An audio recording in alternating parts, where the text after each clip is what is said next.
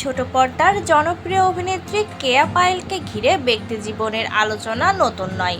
একাধিকবার তার প্রেমের গুঞ্জন ছড়িয়েছে, তবে এসব নিয়ে কখনোই প্রকাশ্যে মুখ খোলেননি তিনি।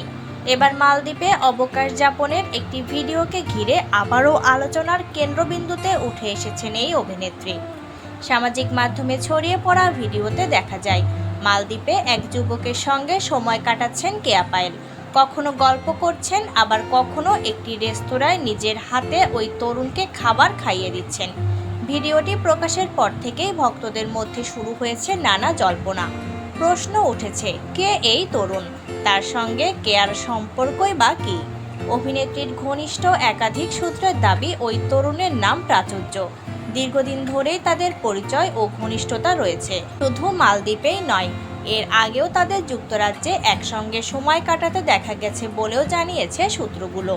ঘনিষ্ঠদের ভাষ্য, কেয়া পায়েল ও প্রাচুর্য দীর্ঘদিন ধরে প্রেমের সম্পর্কে রয়েছেন।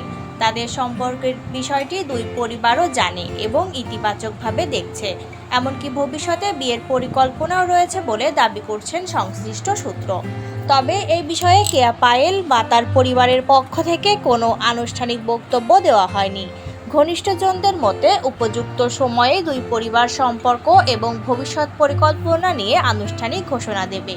এদিকে মালদ্বীপের ভিডিওটি সামাজিক মাধ্যমে ছড়িয়ে পড়ার পর ভক্তদের কৌতূহল আরও বেড়েছে।